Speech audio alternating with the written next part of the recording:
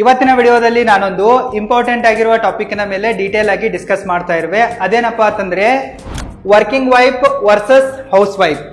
ನಾವು working wife ಅನ್ನ ಮದುವೆ ಆಗೋದು ಬೆಟರ್ ಆಗಿದೆನಾ, ಅಥವಾ ಯಾವ ಹುಡುಗಿ ಬರೀ ಹೌಸ್ ವೈಫ್ ಆಗಿ ಇರೋಕೆ ಇಷ್ಟಪಡ್ತಾಳೆ ಅವಳನ್ನ ಮದುವೆ ಆಗೋದು ಬೆಟರ್ ಆಗಿದೆನಾ ಅನ್ನೋದ್ರ ಮೇಲೆ ಡಿಸ್ಕಸ್ ಮಾಡೋಣ.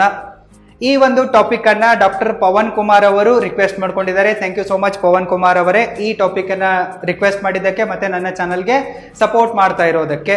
ನೀವು ಎಂತಹ ಹುಡುಗಿಯನ್ನ ಮದುವೆ ಆಗಬೇಕು ಅನ್ನೋದು ನಿಮ್ಮ ಪರ್ಸನಲ್ ಚಾಯ್ಸ್ ಆಗಿದೆ. ಅಂತಂದ್ರೆ ನೀವು ಹೇಗಿದ್ದೀರಾ, ನಿಮ್ಮ ಆರ್ಥಿಕ ಸ್ಥಿತಿ ಹೇಗಿದೆ, ನಿಮ್ಮ ಮೈಂಡ್ಸೆಟ್ ಹೇಗಿದೆ, ಮತ್ತೆ ನಿಮಗೆ ಈ ಮ್ಯಾರೇಜ್ನಿಂದ ಏನೇನೆಲ್ಲ ಎಕ್ಸ್ಪೆಕ್ಟೇಷನ್ಗಳಿವೆ ಅಲ್ಲ, ಅವುಗಳ ಆಧಾರದ ಮೇಲೆ ನೀವೇ ಡಿಸೈಡ್ ಮಾಡಬೇಕು ನೀವು ವರ್ಕಿಂಗ್ ವೈಫನ್ನ ಮದುವೆ ಆಗಬೇಕಾ ಅಥವಾ ಹೌಸ್ ವೈಫನ್ನ ಮದುವೆ ಆಗಬೇಕಾ ಅಂತ ಹೇಳಿ. ನಾನು ಎರಡರ ಮಧ್ಯೆ ಇರುವ ವ್ಯತ್ಯಾಸಗಳನ್ನ ಹೇಳಿಕೊಡುವೆ, ಅದಾದ ನಂತರ ನನ್ನ ಕನ್ಕ್ಲೂಷನ್ ಅನ್ನ ಹೇಳುವೆ. ಡಿಫರೆನ್ಸ್ ನಂಬರ್ 1, ಫ್ಯಾಮಿಲಿ ಟೈಮ್ನ ಆಧಾರದಲ್ಲಿ ನೋಡೋದಾದ್ರೆ ಹೌಸ್ ವೈಫ್ಗಳಿಗೆ ಜಾಸ್ತಿ ಫ್ಯಾಮಿಲಿ ಟೈಮ್ ಸಿಗತ್ತೆ, ಮತ್ತೆ ವರ್ಕಿಂಗ್ ವೈಫ್ಗಳಿಗೆ ಕಡಿಮೆ ಫ್ಯಾಮಿಲಿ ಟೈಮ್ ಸಿಗತ್ತೆ. ಹೌಸ್ ವೈಫ್ಗಳಿಗೆ ಬರೀ ತನ್ನ ಗಂಡನನ್ನ, ಮನೆಯನ್ನ, ಮಕ್ಕಳನ್ನ ಇಷ್ಟೇ ಸಂಭಾಳಿಸೋದಿರತ್ತೆ, ಅಂದ್ರೆ ಬರೀ ತನ್ನ ಫ್ಯಾಮಿಲಿ ಲೈಫ್ ಇರತ್ತೆ. ಆದರೆ ವರ್ಕಿಂಗ್ ವುಮನ್ಗಳಿಗೆ ಏನಾಗತ್ತಪ್ಪ ಅಂತಂದ್ರೆ ಮನೆಯಲ್ಲಿ ಗಂಡನನ್ನ ಸಂಭಾಳಿಸ್ಬೇಕು, ಮನೆಯನ್ನ ನೋಡ್ಕೋಬೇಕು, ಮಕ್ಕಳನ್ನ ನೋಡ್ಕೋಬೇಕು, ಮನೆ ಕೆಲಸ ಎಲ್ಲ ಮಾಡಬೇಕು, ಜೊತೆಗೆ ತನ್ನ ಆಫೀಸಿನ ಕೆಲಸವನ್ನ ಕೂಡ ಮಾಡಬೇಕಲ್ಲ. ಅಂದ್ರೆ ಅವಳಿಗೆ ಮೂರು ಲೈಫ್ಗಳಾಗ್ತವೆ. ಒಂದು ಅವಳ ಪರ್ಸನಲ್ ಲೈಫು, ಎರಡನೇದು ಫ್ಯಾಮಿಲಿ ಲೈಫು, ಮೂರನೇದು ಪ್ರೊಫೆಷನಲ್ ಲೈಫು. ಸೊ ಇದನ್ನ ಮ್ಯಾನೇಜ್ ಮಾಡೋಕೆ ಅವಳಿಗೆ ಕಷ್ಟ ಆಗತ್ತೆ. ಹೀಗಾಗಿ ಅವಳಿಗೆ ಕಡಿಮೆ ಫ್ಯಾಮಿಲಿ ಟೈಮ್ ಸಿಗತ್ತೆ. ಹೌಸ್ ವೈಫ್ಗೆ ತನ್ನ ಗಂಡ ಹಾಗೂ ಮಕ್ಕಳೊಂದಿಗೆ ಟೈಮ್ ಸ್ಪೆಂಡ್ ಮಾಡೋಕೆ ಜಾಸ್ತಿ ಟೈಮ್ ಸಿಗತ್ತೆ. ಆದರೆ ವರ್ಕಿಂಗ್ ವೈಫ್ಗಳಿಗೆ ತನ್ನ ಗಂಡ ಹಾಗೂ ಮಕ್ಕಳೊಂದಿಗೆ ಜಾಸ್ತಿ ಟೈಮನ್ನು ಸ್ಪೆಂಡ್ ಮಾಡೋಕ್ಕಾಗಲ್ಲ. ಅವರೆಲ್ಲಾದರೂ ರಜೆಯನ್ನು ತೆಗೆದುಕೊಂಡ್ಬಿಟ್ಟು ಟೂರಿಗೆ ಹೋಗ್ತೀವಿ, ಪಿಕ್ನಿಕ್ಕಿಗೆ ಹೋಗ್ತೀವಿ, ರಿಲೇಟಿವ್ಸ್ಗಳ ಮದುವೆ ಫಂಕ್ಷನು ಇತ್ಯಾದಿಗಳಿಗೆಲ್ಲ ಹೋಗ್ತೀವಿ ಅಂತಂದರೆ ಇಬ್ಬರ ಟೈಮಿಂಗ್ ಕೂಡ ಮ್ಯಾಚ್ ಆಗೋದು ಕಷ್ಟನೇ ಇದೆ. ವೈಫ್ ಕೂಡ ಕೆಲಸ ಮಾಡ್ತಾ ಇರ್ತಾಳೆ, ಹಸ್ಬೆಂಡ್ ಕೂಡ ಕೆಲಸ ಮಾಡ್ತಾ ಇರ್ತಾನೆ, ಇಬ್ಬರಿಗೂ ಕೂಡ ಒಂದೇ ಟೈಮಿಗೆ ರಜೆ ಸಿಗಬೇಕಲ್ಲ. ಸೊ ಈ ರೀತಿಯಾಗಿ ಫ್ಯಾಮಿಲಿ ಟೈಮ್ ಡಿಸ್ಟರ್ಬೆನ್ಸ್ ಆಗತ್ತೆ.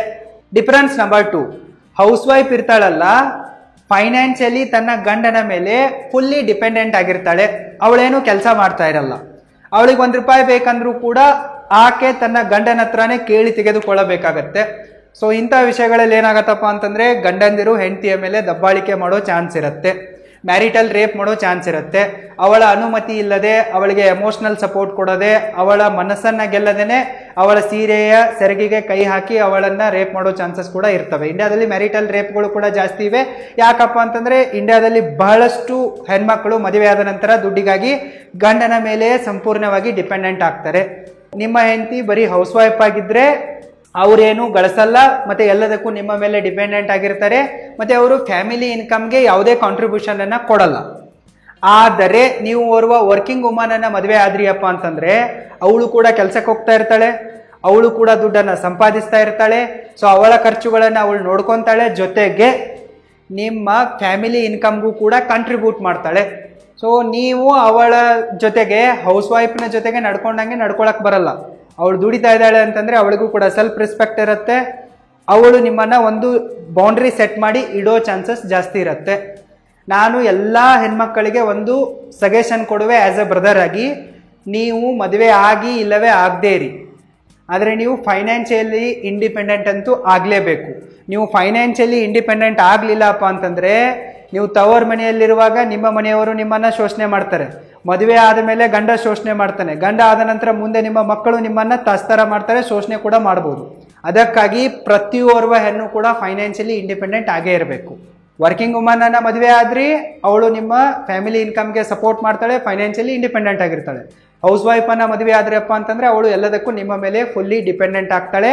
ನಿಮಗೆ ಇದರ ಒಂದು ಜವಾಬ್ದಾರಿಯನ್ನ ಹೊರಲೇಬೇಕಾಗತ್ತೆ. ನಂಬರ್ 3, ವರ್ಕಿಂಗ್ ವುಮನ್ಗಳಿಗೆ ಒಂದು ಕರಿಯರ್ ಗ್ರೋತ್ ಅಂತ ಇರತ್ತೆ, ಒಂದು ಕರಿಯರ್ ಅಂತ ಇರತ್ತೆ. ಆದರೆ ಹೌಸ್ ವೈಫ್ಗಳಿಗೆ ಯಾವುದೇ ರೀತಿಯಾದ ಕರಿಯರು ಇರಲ್ಲ, ಕರಿಯರ್ ಗ್ರೋತು ಇರಲ್ಲ. ಓರ್ವ ಹುಡುಗಿ ಮದುವೆ ಆದ ನಂತರ ಜಾಬ್ ಅಥವಾ ಬಿಸ್ನೆಸ್ ಸ್ಟಾರ್ಟ್ ಮಾಡಿದ್ರೆ ಅವಳು ಕಲ್ತಿರೋದನ್ನೆಲ್ಲ ಅಲ್ಲಿ ಬಳಸಿಕೊಳ್ಬಹುದು, ಅವಳ ಟ್ಯಾಲೆಂಟ್ ಅನ್ನ, ಅವಳ ಸ್ಕಿಲ್ಗಳನ್ನ ಅಲ್ಲಿ ಎಕ್ಸಿಕ್ಯೂಟ್ ಮಾಡಬಹುದು. ಆ ಅವಕಾಶ ವರ್ಕಿಂಗ್ ವುಮನ್ಗಳಿಗಿದೆ. ಆದರೆ ಈ ಅವಕಾಶ ಹೌಸ್ ವೈಫ್ಗಳಿಗೆ ಸಿಗಲ್ಲ, ಆಲ್ಮೋಸ್ಟ್ ಕೇಸ್ಗಳಲ್ಲಿ ಸಿಗೋದೇ ಇಲ್ಲ. ಡಿಫರೆನ್ಸ್ ನಂಬರ್ 4, ಒಂದು ವೇಳೆ ನಿಮ್ಮ ಹೆಂಡತಿ ವರ್ಕಿಂಗ್ ವುಮನ್ ಆಗಿದ್ರೆ ಅವಳು ಮನೆಯನ್ನ ಕೂಡ ನೋಡ್ಕೋಬೇಕು, ಕೆಲಸಕ್ಕೂ ಕೂಡ ಹೋಗ್ಬೇಕು. ಸೊ ಅವಳಿಗೆ ತನ್ನ ಪರ್ಸನಲ್ ಲೈಫನ್ನು ಮತ್ತು ಪ್ರೊಫೆಷ್ನಲ್ ಲೈಫನ್ನು ಮ್ಯಾನೇಜ್ ಮಾಡುವಲ್ಲಿ ಡಿಫಿಕಲ್ಟಿ ಆಗೇ ಆಗತ್ತೆ, ಟೆನ್ಷನ್ ಆಗೇ ಆಗತ್ತೆ, ಸ್ಟ್ರೆಸ್ ಆಗೇ ಆಗತ್ತೆ, ಮತ್ತು ಜಾಬಿನ ಪ್ರೆಷರ್ ಅಂತೂ ಸಿಕ್ಕಾಪಟ್ಟೆ ಇರುತ್ತೆ. ಸೊ ಇದರಿಂದ ನಿಮ್ಮಲ್ಲಿ ಫ್ಯಾಮಿಲಿ ಫೈಟ್ಸ್ಗಳು ಜಾಸ್ತಿ ಆಗೋ ಚಾನ್ಸಸ್ ಇರುತ್ತೆ. ಹಾಗೇ ಆಗ್ತವೆ ಅಂತ ಹೇಳಕ್ ಬರಲ್ಲ. ನೀವಿಬ್ರು ಕೂಡ ಅಡ್ಜಸ್ಟ್ಮೆಂಟ್ ಮಾಡ್ಕೊಂಡು ಹೋದ್ರೆ, ಅಂಡರ್ಸ್ಟ್ಯಾಂಡಿಂಗ್ ಮಾಡ್ಕೊಂಡು ಹೋದ್ರೆ, ಪರಸ್ಪರ ಒಬ್ಬರಿಗೊಬ್ಬರು ಸಾಥ್ ಕೊಟ್ರೆ ಫೈಟ್ಸ್ಗಳು ಕಮ್ಮಿ ಆಗ್ಬೋದು. ಆದರೆ ನೀವಿಬ್ರು ಕೂಡ ಮೂರ್ಖರಿದ್ದೀರಾ, ನಿಮ್ಮಲ್ಲೇ ಮ್ಯಾಚುರಿಟಿ ಇಲ್ಲ, ಅಂಡರ್ಸ್ಟ್ಯಾಂಡಿಂಗ್ ಇಲ್ಲ, ಅಡ್ಜಸ್ಟ್ಮೆಂಟ್ ಇಲ್ಲ, ಸ್ಯಾಕ್ರಿಫೈಸ್ ಮಾಡಕ್ಕೆ ರೆಡಿ ಇಲ್ಲಪ್ಪ ಅಂತಂದ್ರೆ ಕಲಹ ಹಾಗೇ ಆಗ್ತವೆ. ಮತ್ತೆ ನಿಮ್ಮದು ಡೈವರ್ಸ್ ಹಾಗೇ ಆಗುತ್ತೆ. ನಿಮ್ಮ ಮ್ಯಾರಿಡ್ ಲೈಫ್ ಆಗತ್ತಲ್ಲ, ಒಂದು ವರ್ಸ್ಟ್ ಮ್ಯಾರಿಡ್ ಲೈಫ್ ಆಗಿಬಿಡತ್ತೆ, ಆಗೋ ಚಾನ್ಸಸ್ ಇದೆ. ಹಾಗೆ ಆಗತ್ತೆ ಅಂತ ಹೇಳಕ್ ಬರಲ್ಲ. ಇನ್ನು ನೀವು ಹೌಸ್ ವೈಫ್ ಅನ್ನ ಮದುವೆ ಆದ್ರಿ ಅಂತ ಅನ್ಕೊಳ್ಳಿ, ಅವಳ ಮೇಲೆ ಯಾವುದೇ ತರನಾದ ಜಾಬ್ ಪ್ರೆಷರು ಇರಲ್ಲ, ವರ್ಕ್ ಟೆನ್ಷನ್ ಕೂಡ ಇರಲ್ಲ, ಸ್ಟ್ರೆಸ್ ಕೂಡ ಇರಲ್ಲ. ಅಲ್ಲಿ ಫ್ಯಾಮಿಲಿ ಫೈಟ್ಗಳು ವರ್ಕಿಂಗ್ ವುಮನ್ಗೆ ಕಂಪೇರ್ ಮಾಡಿದ್ರೆ ಕಮ್ಮಿ ಇರ್ತವೆ. ಡಿಫರೆನ್ಸ್ ನಂಬರ್ 5, ಮದುವೆ ಆದ ನಂತರ ನೀವು ಜಾಬ್ ಮಾಡೋಕ್ಕೆ ಇಲ್ಲವೇ ಬಿಸ್ನೆಸ್ ಮಾಡೋಕ್ಕೆ ಸ್ಟಾರ್ಟ್ ಮಾಡಿದ್ರೆ ನಿಮಗೊಂದು ಐಡೆಂಟಿಟಿ ಸಿಗತ್ತೆ, ನಿಮಗೊಂದು ರಿಕಗ್ನೈಸೇಷನ್ ಸಿಗತ್ತೆ. ಈ ಸಮಾಜ ನಿಮ್ಮನ್ನ ರೋಲ್ ಮಾಡಲ್ ತರ ನೋಡುತ್ತೆ. ಅವನ ಹೆಂಡತಿ ನೋಡು, ಮನೆ ಕೆಲಸನೂ ಮಾಡ್ತಾಳೆ, ಜಾಬು ಮಾಡ್ತಾಳೆ, ದುಡ್ಡನ್ನ ಕೂಡ ಸಂಪಾದಿಸ್ತಾ ಇದ್ದಾಳೆ ಅಂತೇಳಿ ಈ ರೀತಿ ನಿಮ್ಮನ್ನ ಒಂದು ಸ್ವಲ್ಪ ಹೆಮ್ಮೆಯಿಂದ, ಗೌರವ ಭಾವದಿಂದ ನೋಡುತ್ತೆ. ಆದರೆ ಯಾವ ಹುಡುಗಿ ಬರೀ ಹೌಸ್ ವೈಫ್ ಆಗಿರ್ತಾಳೋ, ತನ್ನ ಗಂಡನಿಗಾಗಿ, ಮಕ್ಕಳಿಗಾಗಿ, ಮನೆಯನ್ನ ಸಂಭಾಳಿಸುವುದಕ್ಕಾಗಿ ತನ್ನ ಎಜುಕೇಶನ್ ಅನ್ನ ಇಲ್ಲವೇ ಕರಿಯರ್ ಅನ್ನ ತ್ಯಾಗ ಮಾಡ್ತಾಳೋ, ಅವಳನ್ನ ಒಂದು ತುಚ್ಛ ಭಾವನೆಯಿಂದ ಈ ಸಮಾಜ ನೋಡುತ್ತೆ, ನಿರ್ಲಕ್ಷ್ಯ ಮಾಡುತ್ತೆ.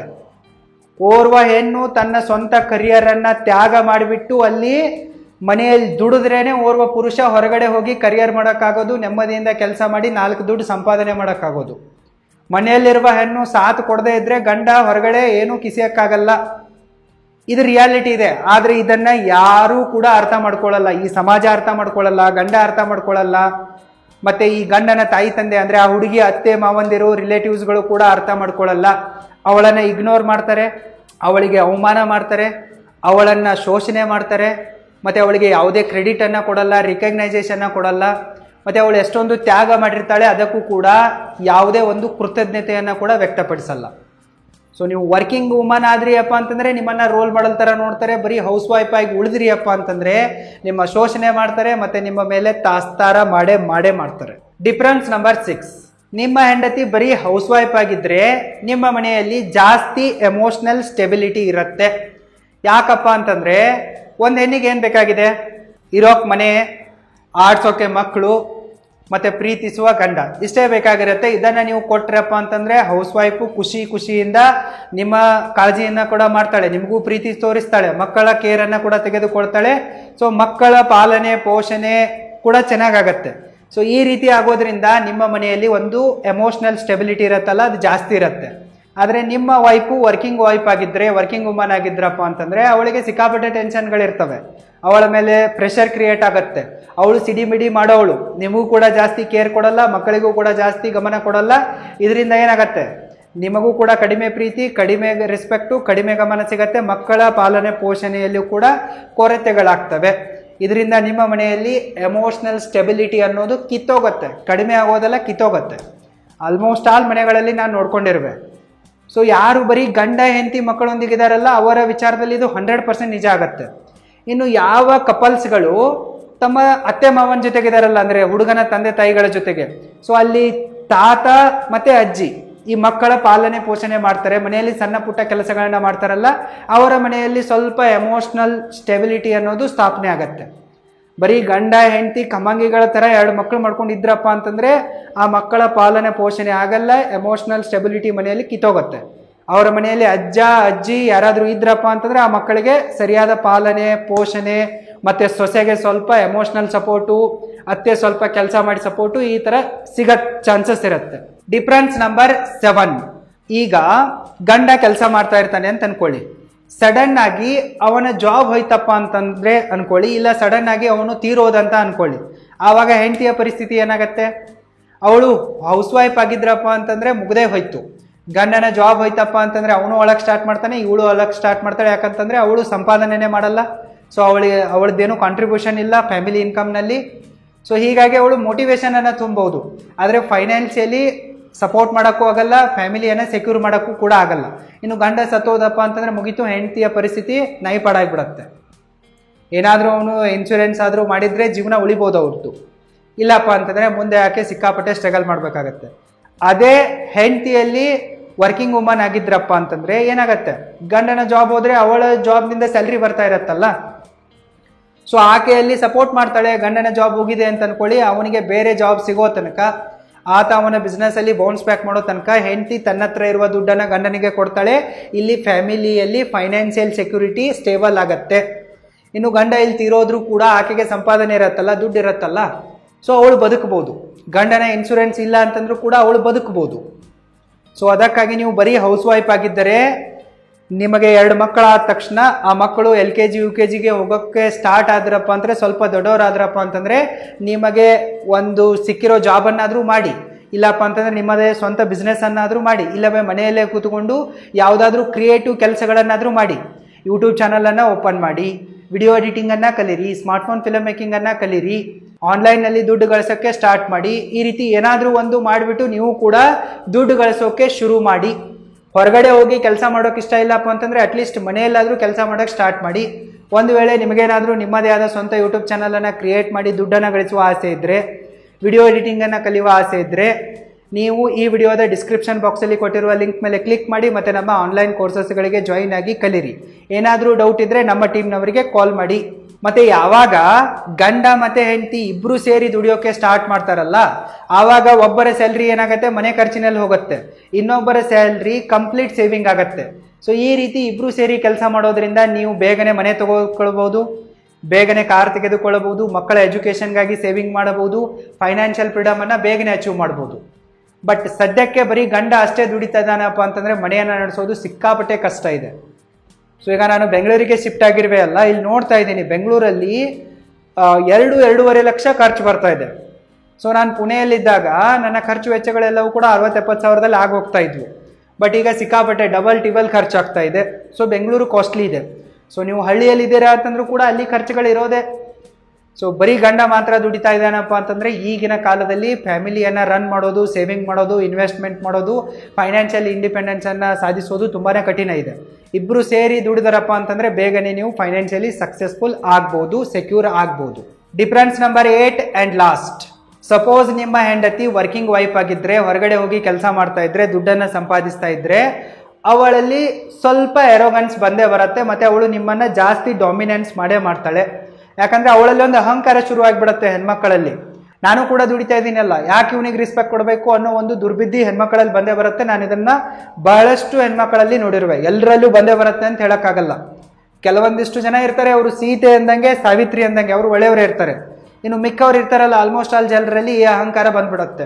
ನಾನು ದುಡಿತಾ ಇದ್ದೀನಿ, ನಾನು ಇಂಡಿಪೆಂಡೆಂಟು ಅನ್ನೋ ಅಹಂಕಾರ ಬಂದ್ಬಿಡುತ್ತೆ. ಓರ್ವ ಗಂಡಸು ದುಡಿಯೋಕೆ ಸ್ಟಾರ್ಟ್ ಮಾಡಿದ್ನಪ್ಪ ಅಂತಂದ್ರೆ ಮೊದಲಿಗೆ ತನ್ನ ತಂದೆ ತಾಯಿಗಳ ಬಗ್ಗೆ ಯೋಚನೆ ಮಾಡ್ತಾನೆ, ಹೆಂಡತಿಯನ್ನ ಸುಖವಾಗಿ ನೋಡ್ಕೋಬೇಕು ಅಂತ ಯೋಚನೆ ಮಾಡ್ತಾನೆ, ಮಕ್ಕಳ ಭವಿಷ್ಯಕ್ಕಾಗಿ ಕೂಡಿಡಬೇಕು ಅಂತ ಯೋಚನೆ ಮಾಡ್ತಾನೆ.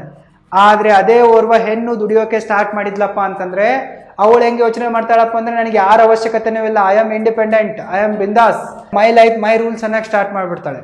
ಅಂದ್ರೆ ಅವಳು ಎಲ್ಲರನ್ನ ಕೂಡ ಕೇವಲವಾಗಿ ನೋಡಕ್ ಸ್ಟಾರ್ಟ್ ಮಾಡ್ತಾಳೆ. ಸೊ ನಿಮ್ಮ ವೈಫು ವರ್ಕಿಂಗ್ ವೈಫ್ ಆಗಿದ್ರೆ ಈ ರೀತಿ ಬಿಹೇವ್ ಮಾಡೋ ಚಾನ್ಸಸ್ ಇರುತ್ತೆ. ಎಲ್ಲರೂ ಮಾಡ್ತಾರಂತಲ್ಲ, ಎಲ್ಲೋ 100ಕ್ಕೆ 10 ಜನ ಮಾಡ್ತಾ ಇರ್ತಾರೆ. ಇನ್ನು ನಿಮ್ಮ ವೈಫು ಹೌಸ್ ವೈಫ್ ಆಗಿ ಅಷ್ಟೇ ಇದ್ದಾಳಪ್ಪ ಅಂತಂದ್ರೆ ಅವಳು ನಿಮ್ಮ ಮೇಲೆ ಕಮ್ಮಿ ಡಾಮಿನೆನ್ಸ್ ಅನ್ನ ಮತ್ತೆ ಕಮ್ಮಿ ಎರೋಗನ್ಸ್ ಅನ್ನ ತೋರಿಸ್ತಾಳೆ.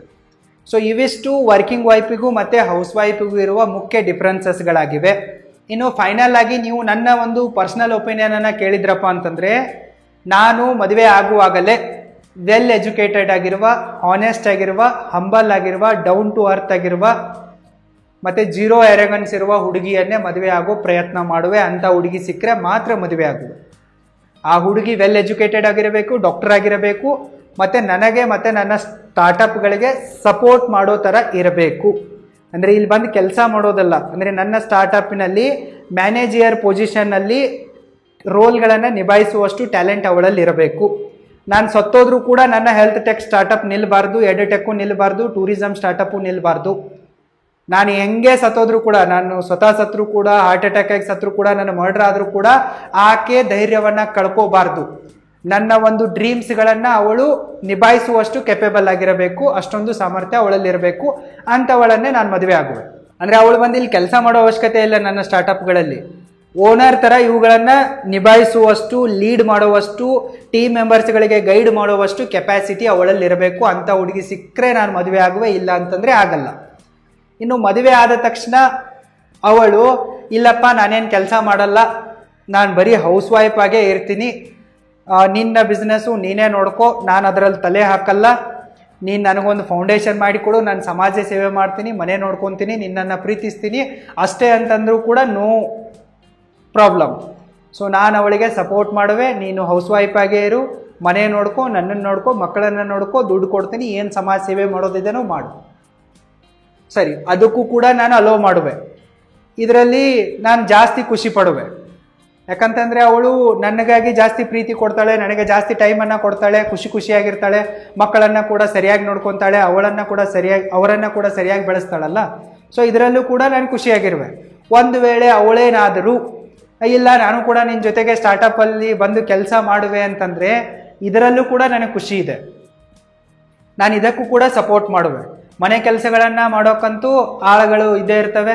ಸೊ ಈಗಾಗಲೇ ನಾನು ಏನೂ ಮನೆಯಲ್ಲಿ ಮಾಡ್ಕೊತಾ ಇಲ್ಲ, ಯಾಕಂದರೆ ನನ್ನ ವರ್ಕ್ ಲೋಡ್ ಜಾಸ್ತಿ ಇದೆ. ನಾನು ಜಾಸ್ತಿ ದುಡ್ಡನ್ನು ಸಂಪಾದಿಸಬೇಕು, 3 ಸ್ಟಾರ್ಟಪ್ಗಳನ್ನು ಮ್ಯಾನೇಜ್ ಮಾಡಬೇಕು. ಸೊ ಈಗಲೂ ಕೂಡ ನಮ್ಮ ಮನೆಯಲ್ಲಿ ಮೇಡ್ ಬರ್ತಾ ಇದ್ದಾರೆ, ಮದುವೆ ಆದ ನಂತರ ಕೂಡ ಅವ್ರು ಬರ್ತಾರೆ.